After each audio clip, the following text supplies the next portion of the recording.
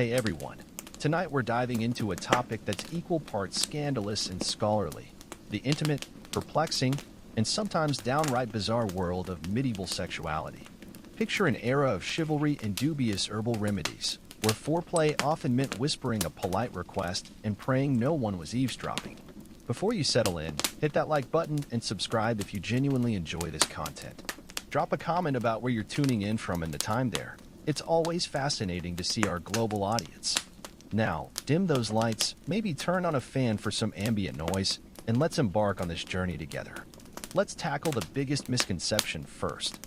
Medieval intimacy wasn't some silk-sheeted, candlelit affair with lute music softly playing in the background. Reality?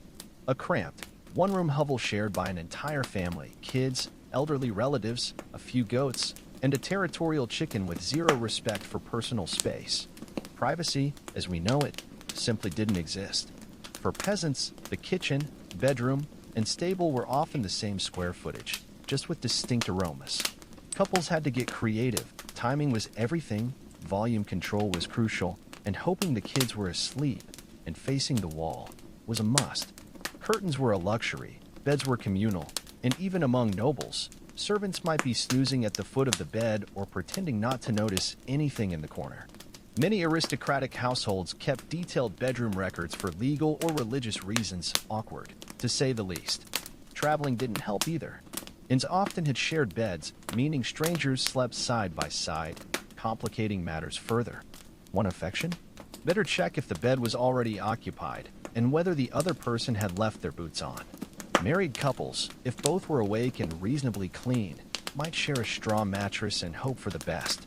Unmarried pairs? They had to be twice as quiet and 3 times as cautious. Communities were tight-knit, walls were paper-thin, and gossip spread faster than the plague. For monks and nuns, the rules were simple: no privacy, no distractions, and absolutely no late-night whispers, though human nature occasionally complicated things, hence those suspiciously high garden walls. The church loomed large over private lives, dictating what happened behind closed doors, or more accurately, behind shared curtains. According to doctrine, intimacy had one purpose: procreation. Pleasure? Bonding? Stress relief? Distractions at best, sins at worst. This wasn't just Sunday sermon material. Bishops and theologians wrote exhaustive guides on acceptable behavior, leaving no room for improvisation. Certain days were off limits: Sundays, feast days, fasting days, holy days, even specific lunar phases. Lent? Forget it. Advent? Absolutely not. That left, maybe, Tuesdays in April. Even within marriage, moderation was key. Couples were urged to approach each other with modesty and restraint. Passion was, to put it mildly, frowned upon. A 13th century guide advised intimacy should be without pleasure, without sin, and without delay a joyless checklist if ever there was one. The missionary position wasn't just symbolic. It was deemed the least offensive to God, saints, and local priests. Anything else, including enthusiasm, was suspect. Confession added another layer of scrutiny. Priests asked pointed questions to root out moral violations, often knowing more about parishioners' bedrooms than their birthdays. Enforcement varied. Some regions were strict, others lax, but peasants often nodded, smiled, and did what they wanted anyway, quietly. Modern couples struggled to sync schedules, but medieval pairs needed a calendar, a priest's blessing, and the luck of Saint Valentine, who, ironically, never married. The church's restrictions turned intimacy into a divine obstacle course. Lists of forbidden days filled confession manuals, marking nearly half the year as off-limits. A 13th century bishop scolded a couple for excessive affection more than once a month, recommending they redirect their passion to prayer. The couple, unsurprisingly, wasn't thrilled. Nobles faced stricter scrutiny with chaplains and confessors breathing down their necks, while peasants, preoccupied with survival, had more flexibility. Some believed ill-timed intimacy could result in sickly children or divine punishment, or worse, a tarnished reputation. A rumor of Lenten indiscretion could lead to public shaming or a sermon delivered with piercing eye contact. Romance in medieval Europe was less about love and more about legal contracts. Forget poetry. Think livestock exchanges and preventing feuds over stolen cabbage. Marriage was a transaction. Brides came with dowries of coin or farmland. grooms promised not to be insufferable. Courtship was supervised, often by an entire village invested in whether you held hands. Nobility treated marriages like chess moves. Affection was optional. A medieval proverb put it bluntly: better a wealthy match with a grumpy face than a poor one with dimples. Peasants prioritized practicality, land, tools, oxen for men, housekeeping skills, and market etiquette for women. Love, if it blossomed, was a post-marriage bonus, like emotional DLC. But where there's a will, there's a workaround. Secret flirtations, moonlit walks to the well, and the constant risk of a pitchfork-wielding father. Let's debunk one of the most stubborn myths about medieval relationships, the infamous chastity belt. Yes, you've seen them in cartoons, period dramas, and those awkward museum gift shops. Those clunky iron contraptions supposedly locked around women's waists while their husbands marched off to war, keeping them physically and morally sealed. Except, not really.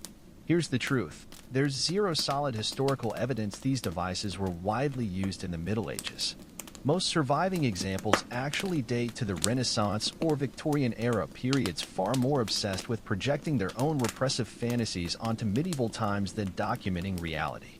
Many were clearly joke items, satirical props, or museum curiosities crafted centuries later.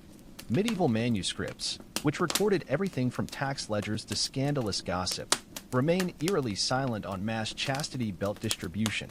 No tailor advertised them, no laws regulated them, and no churches handed them out during awkward wedding ceremonies.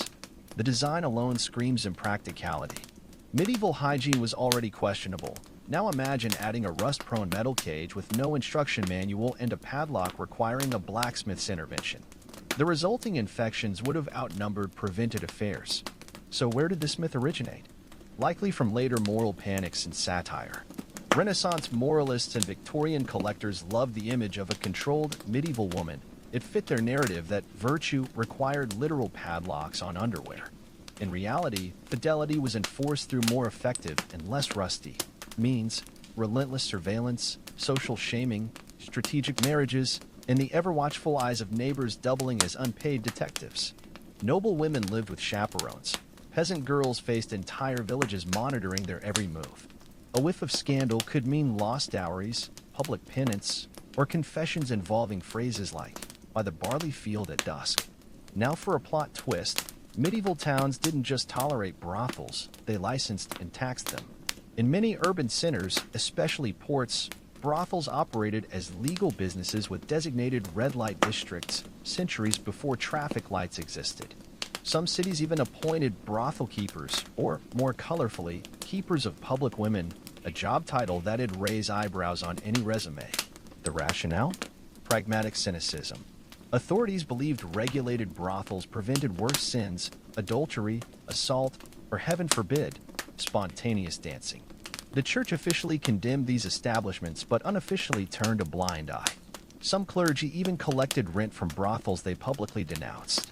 If that smells like hypocrisy, congratulations, you've grasped medieval theology in a nutshell. For sex workers, conditions varied. Some women chose the profession for survival, especially widows or those without family support. Others were coerced, particularly in port cities where sailors brought equal parts cash and chaos. There were even brothel handbooks detailing management standards, clean sheets, health inspections, and operating hours.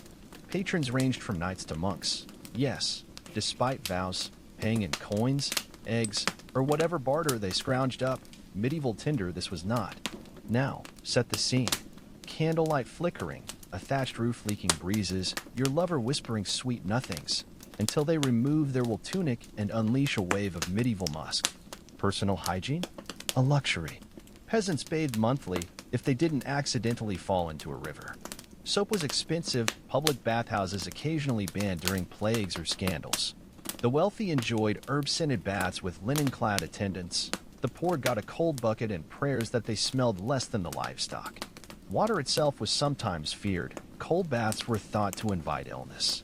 Layers of wool and fur trapped every odor from chamber pots to mystery stews. Yet somehow, love, or its approximation, persisted. Perhaps when everyone reeked equally, attraction became nose blind. Or maybe our standards have just evolved. Controlling family size in medieval Europe was like trying to steer a runaway ox cart with no reins, technically possible, but wildly unpredictable. While contraception methods were primitive by modern standards, medieval folks weren't naive about cause and effect. They knew certain activities led to babies, and they developed elaborate, if sometimes baffling, strategies to avoid them. Herbal mixtures were the medieval equivalent of birth control pills, with decidedly mixed results. Some scientific methods included drinking wine boiled with beaver testicles. Yes, really, wearing blessed amulets, or performing rituals involving buried objects near doorsteps.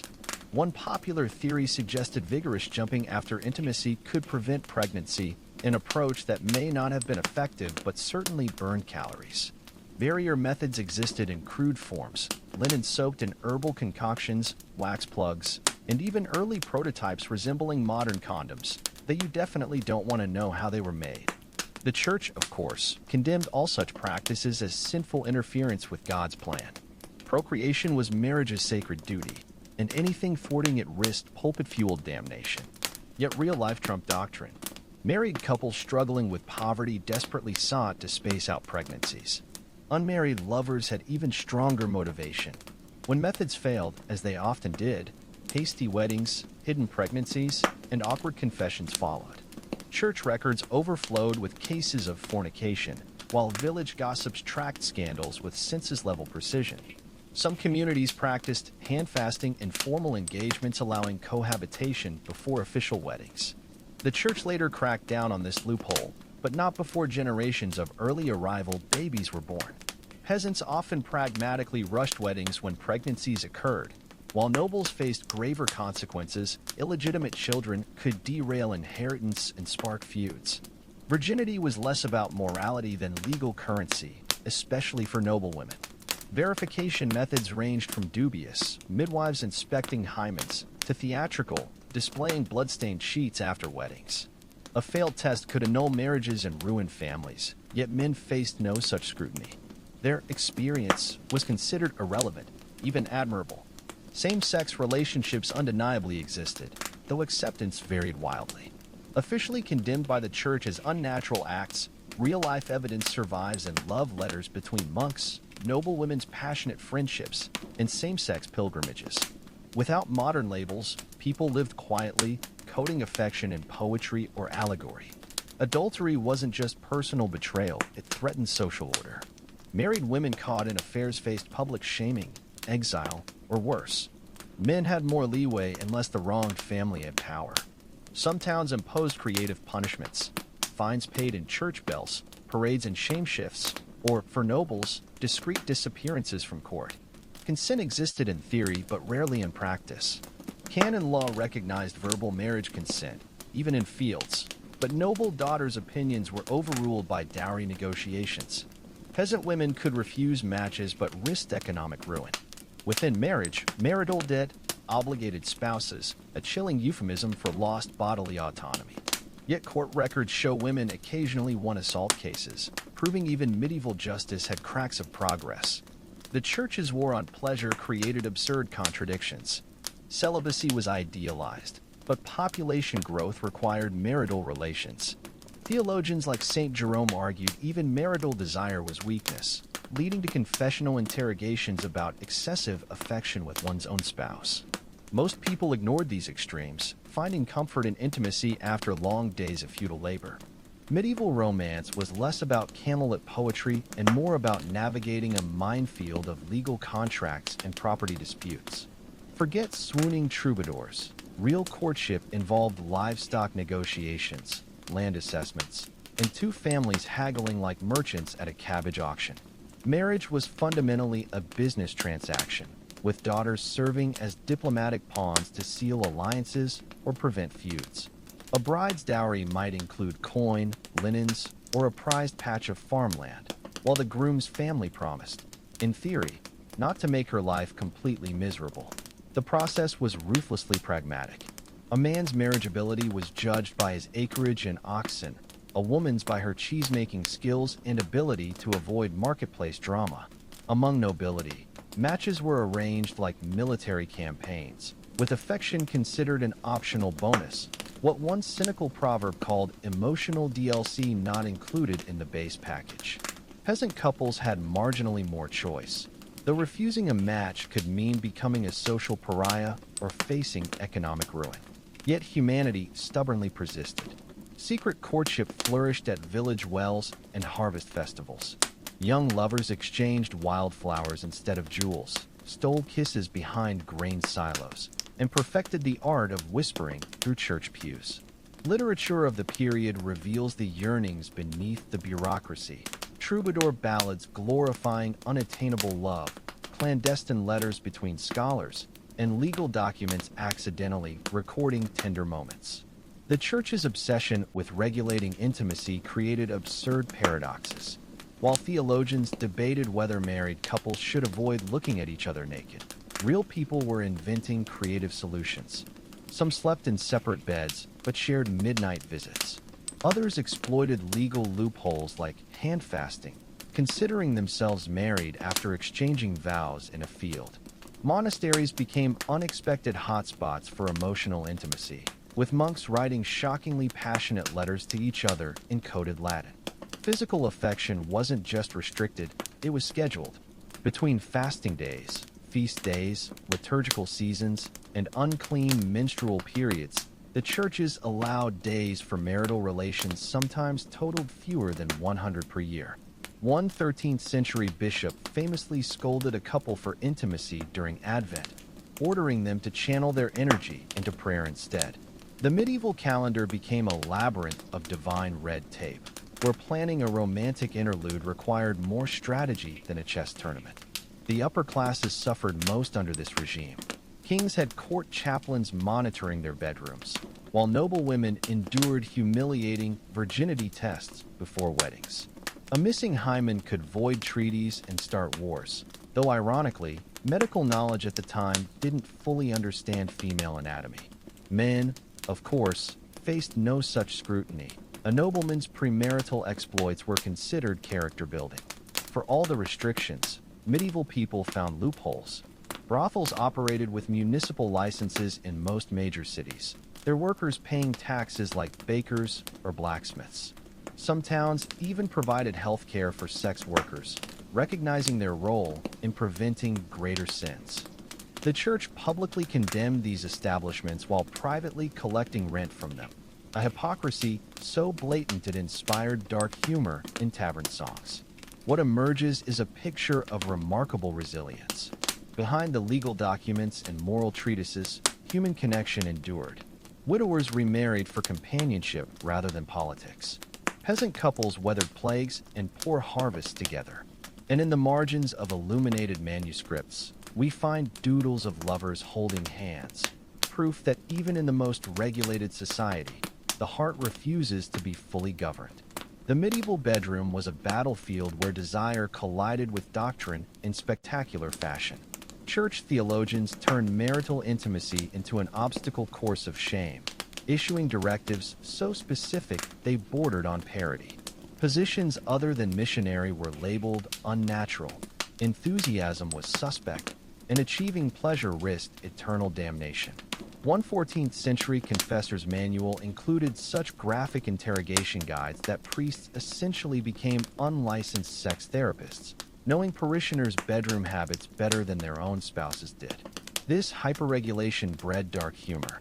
When a bishop demanded married couples limit intimacy to once monthly, like the ancient Romans, villagers began joking about saintly schedules and holy calendars.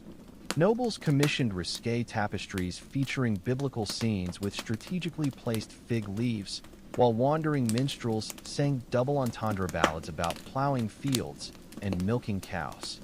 The church's attempts to suppress desire only made it flourish in coded forms, a lesson every repressive regime eventually learns. Medical beliefs further complicated matters. Some physicians claimed conception couldn't occur if the woman didn't experience pleasure, leading to awkward situations where husbands had to testify in annulment cases about their wives' alleged enjoyment. Other experts warned that children conceived during Lent would be born with cloven hooves or webbed fingers. Such superstitions persisted despite clear evidence to the contrary. demonstrating how fear could override observation. The aristocracy suffered uniquely surreal predicaments. A noblewoman's menstrual cycle became state business when it affected treaty negotiations. Kings occasionally demanded sworn statements from ladies-in-waiting confirming princesses' virginity before political marriages. One French chronicle recounts how a 15-year-old bride was made to ride horseback for days so the bleeding from her ruptured hymen would be visible upon arrival. A grotesque example of political theater masquerading as piety. Yet in peasant cottages, a different reality prevailed. With entire families sharing one-room dwellings, children grew up witnessing birth, sex, and death as natural cycles. Folk remedies for contraception circulated through women's networks, mugwort tea, fermented pennyroyal, and timing methods based on lunar cycles. When these failed, village midwives knew which herbs could bring on the flowers, induce menstruation, though doing so risked accusations of witchcraft. The Church's war on the body reached absurd heights during the 14th century, when some theologians declared wearing makeup a mortal sin because it excited lust. In Avignon, a priest famously refused last rites to a woman wearing face powder, forcing her to wash in a public fountain before absolution. Meanwhile, actual crimes like spousal abuse were often overlooked unless they affected property transfers. This institutional hypocrisy didn't go unchallenged. Mystics like Marjorie Kemp turned religious ecstasy into sensual spectacle, describing visions of marrying Christ in shockingly physical terms. Underground poets penned verses celebrating tavern wenches and stable boys, while traveling actors performed racy farces where virtuous wives outwitted both lustful priests and dull husbands.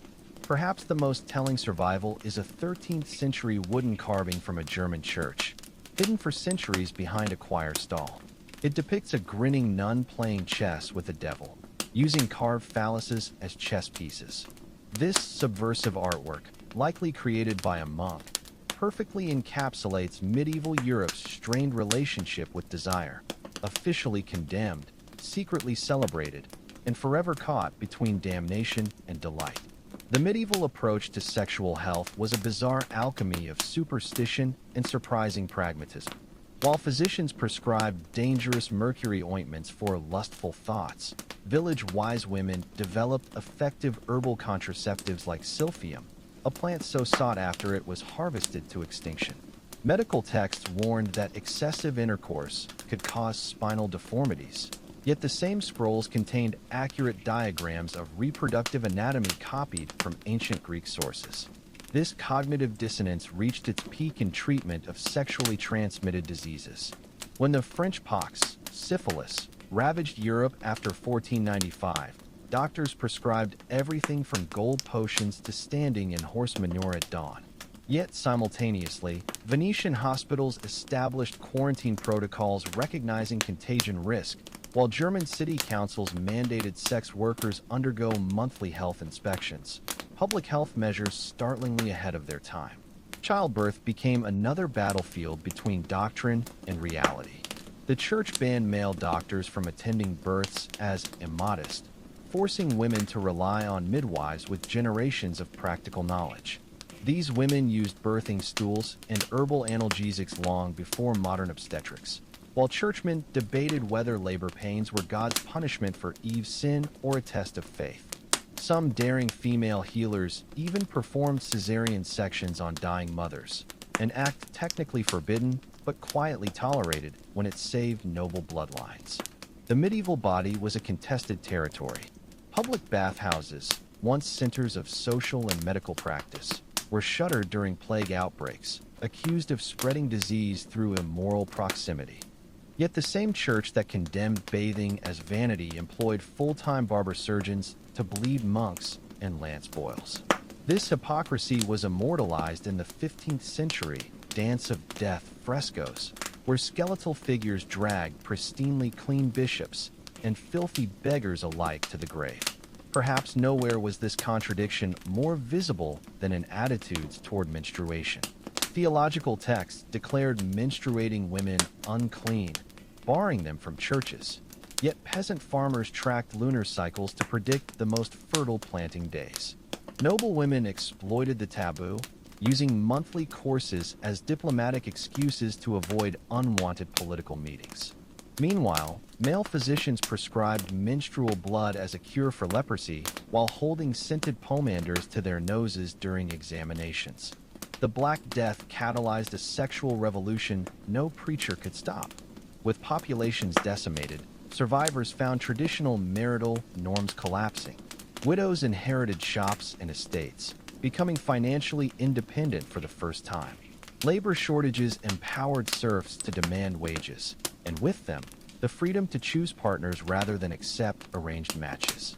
A 14th century English court record marvels at a peasant woman refusing 3 suitors because she preferred her own company, a concept previously unimaginable.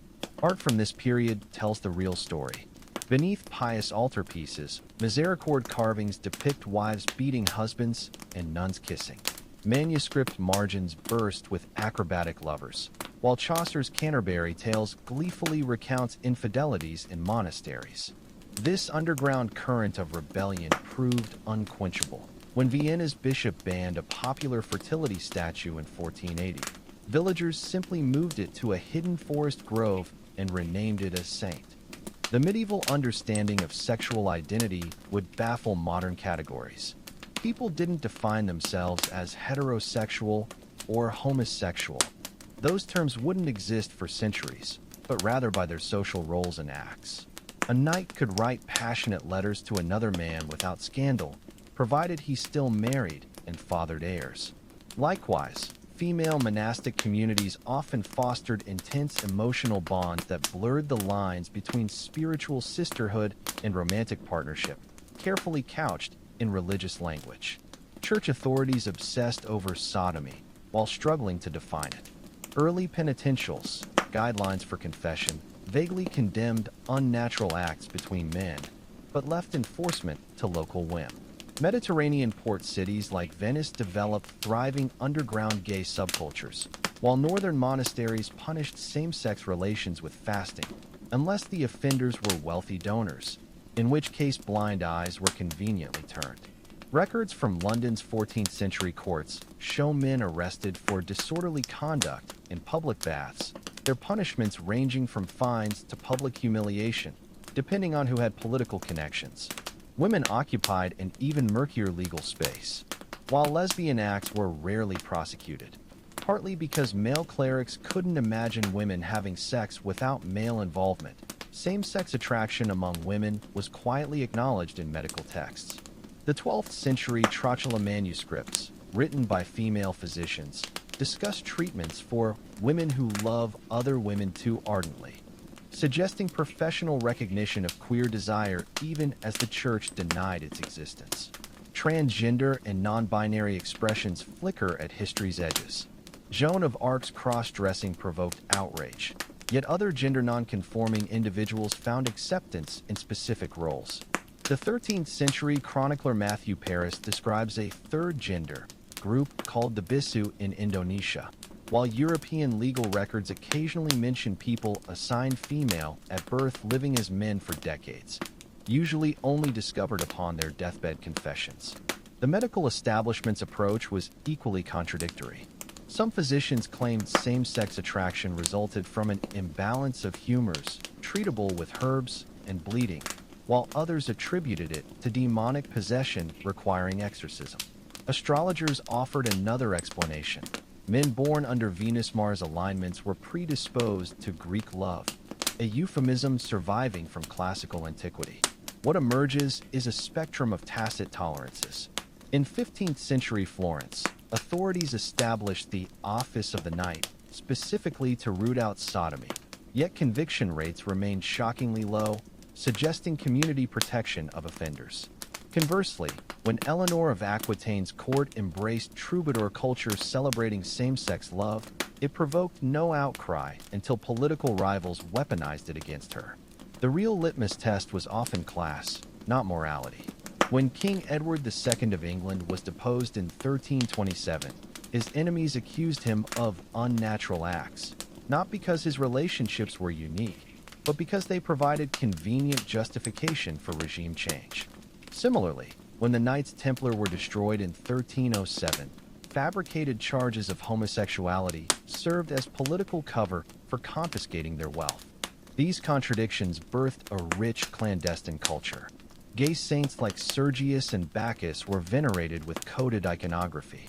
Romantic friendships between men flourished in universities and monasteries, their passionate letters surviving in ecclesiastical archives. A 14th century Venetian painting even depicts two women exchanging rings at what appears to be a wedding ceremony, hidden in plain sight among biblical scenes. The medieval church's neurotic fixation on sexual purity spawned some of history's most creative hypocrisies. While preaching celibacy, bishops maintained elaborate networks of mistresses euphemistically called nieces, a practice so widespread that the 12th century Bishop of Winchester famously willed his substantial estate to 7 such spiritual daughters. Monasteries became notorious for what reformers called the secret vice, with one 14th century abbot complaining his monks required 3 locks on the dormitory doors to prevent nocturnal visitations. This institutional double standard reached absurd heights with the phenomenon of chaste marriages, couples who took vows of perpetual virginity while sharing beds. The 12th century mystic Christina of Marciate lived for years with her husband in a single room divided by a chalk line, their pure union earning papal praise. Yet court records reveal these arrangements often collapsed spectacularly, like the French nobleman who sued for annulment after 12 years when his virgin wife unexpectedly gave birth. Medical authorities contributed to the confusion with pseudoscientific theories. The prevailing one-sex model held that women were simply inverted men, their genitalia supposedly identical but internally folded, an idea leading to bizarre treatments like fumigating vaginas with sulfur to draw out hidden male organs. Some physicians claimed female pleasure was necessary for conception, while others insisted virtuous women felt no desire at all. This cognitive dissonance played out in courtroom dramas where midwives testified about virgin births and widows faked pregnancies to secure inheritances. The aristocracy turned marital politics into performance art. When Holy Roman Emperor Henry IV's wife publicly accused him of impotence in 1089, he proved his virility by fathering a child with a peasant woman before the entire court, then forced the queen to hold the baby at its baptism. Royal bedrooms became theaters of state, with consummations witnessed by diplomats to validate treaties. The 1453 annulment of Margaret of Anjou's marriage featured the surreal spectacle of 3 bishops inspecting her bedsheets while her husband underwent a potency test before medical experts. Peasants developed their own subversive traditions. Bundling, the practice of courting couples spending nights together in bed while separated by a wooden board, flourished despite clerical condemnation. Village festivals featured fertility rituals like the straw bear procession where men dressed in mating animal skins, and maypole dances that descended into drunken orgies. Church courts overflowed with cases like the 1324 Yorkshire woman who justified her adultery by claiming her husband slept like a dead pig after ale. The medieval underworld of erotica would shock modern audiences. Beneath pious manuscript illuminations, scribes doodled graphic sexual caricatures of their abbots. Merry tales circulated about wives who outsmarted their husbands with dildos made of wax and leather. Archaeologists recently discovered a 15th century French ceramic flask molded into copulating couples, its hollow body allowing secret wine consumption during Lenten fasts. Even religious art concealed carnal subtexts. The famous Shilonagig carvings on church walls, explicit displays of female genitalia, were officially explained as warnings against lust. Yet their placement near baptismal fonts suggests older fertility symbolism. Similarly, cathedral gargoyles often depicted monks and nuns in compromising positions, their meaning obvious to medieval parishioners but lost on later generations. This cultural schizophrenia climaxed during the 14th century witch trials, where repressed sexual anxiety erupted in grotesque fantasies. Accused witches confessed to intercourse with demons sporting ice-cold phalluses, while inquisitors obsessed over finding the devil's mark supposedly insensible spots on women's bodies. One trial record describes a bishop personally examining a suspect's genitals with silver needles, searching for unnatural dryness. The medieval bedroom was a battleground where biology and theology waged endless war, producing some of history's most surreal medical practices. Physicians prescribed chastity belts made of leather and scented herbs to curb male arousal, a far cry from the later mythical iron contraptions. These devices, described in 13th century medical texts, were meant to treat excessive nocturnal emissions by pressing cooling herbs against the groin, demonstrating how even healthcare became entangled with moral policing. Childbirth practices reveal another layer of contradiction. While the Church declared labor pains Eve's divine punishment, midwives employed surprisingly advanced techniques. The Trotula texts, written by female practitioners, recommend sterilized linen and birthing stools that allowed gravity assistance centuries before modern obstetrics. Yet these same texts warn against letting pregnant women view monstrous images lest their babies bear birthmarks resembling demons, a belief persisting well into the Renaissance. The Black Death reshaped sexual norms in unexpected ways. With Europe's population decimated, survivors found traditional marriage structures collapsing. The 1351 English Statute of Laborers tried forcing widows to remarry within months, while Italian city-states offered dowries to orphaned girls to repopulate their streets. This desperation birthed new freedoms. Peasant women could now demand wages for field work, and with economic independence came greater choice in partners. A 14th century Florentine chronicle marvels at servant girls refusing elderly suitors, declaring they'd rather dance with the devil than bed a grandfather. Medical understanding of reproduction remained dangerously confused. The prevailing seed and soil theory held that both partners produced seed, but women's was considered weaker, explaining why some physicians blamed mothers for bearing female children. Contraceptive methods ranged from the plausible, barrier methods using animal bladders, to the absurd, spitting 3 times into a frog's mouth during intercourse. When these failed, herbal abortifacients like pennyroyal and tansy circulated through women's networks, though their unreliable dosages made them potentially lethal. The Church's obsession with policing women's bodies reached grotesque extremes during the witch mania of the 15th century. Inquisitors' manuals like the Malleus Maleficarum devoted entire chapters to sexual fantasies, claiming witches could steal men's genitals, keeping them in birds' nests, or cause impotence with magical knots. One Bavarian trial record describes a woman being examined for devil's marks by pricking her nude body 1,200 times with silver needles, a procedure that conveniently doubled as torture. Yet even in this climate, pockets of resistance flourished. Female mystics like Hildegard of Bingen rewrote religious narratives to celebrate female embodiment, describing the womb as God's sacred workshop. Underground erotic literature circulated, including the scandalous Carmina Burana manuscripts with their drinking songs celebrating tavern encounters. Archaeologists recently uncovered a 14th century French ceramic mold for making pastry phalluses, suggesting bakers catered to bachelorette parties long before the modern era. The medieval legacy endures in unexpected ways. Modern obstetrics still uses the birthing stool position championed by medieval midwives. The word hysteria originates from the medieval belief that women's sexual frustration caused uterine wandering. Even today's debates about reproductive rights echo medieval tensions between institutional control and bodily autonomy, proving that while medical knowledge has advanced, the core conflicts remain strikingly familiar. The medieval world's approach to sexual education was a paradoxical mix of brutal honesty and willful ignorance.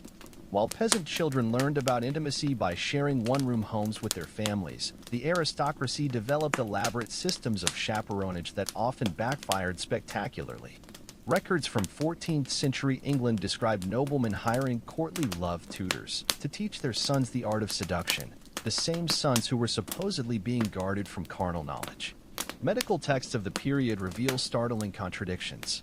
Illustrated manuscripts like the 12th century Trotula contain surprisingly accurate diagrams of female reproductive anatomy, while simultaneously claiming a woman's orgasm could determine her baby's gender.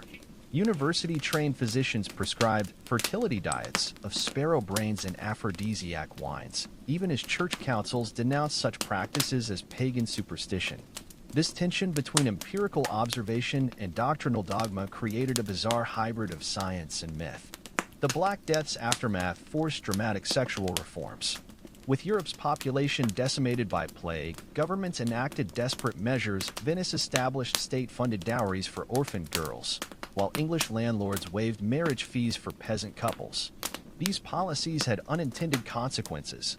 Women gained unprecedented bargaining power in the marriage market, with 15th-century court records showing numerous breach of promise lawsuits where jilted brides successfully sued their former fiancés.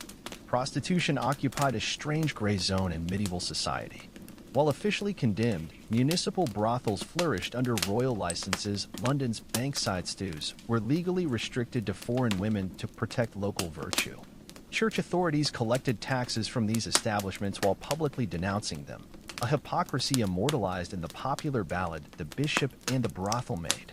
Some cities even provided health care for sex workers. Parisian records show licensed prostitutes receiving free treatment at the Hôtel Dieu hospital.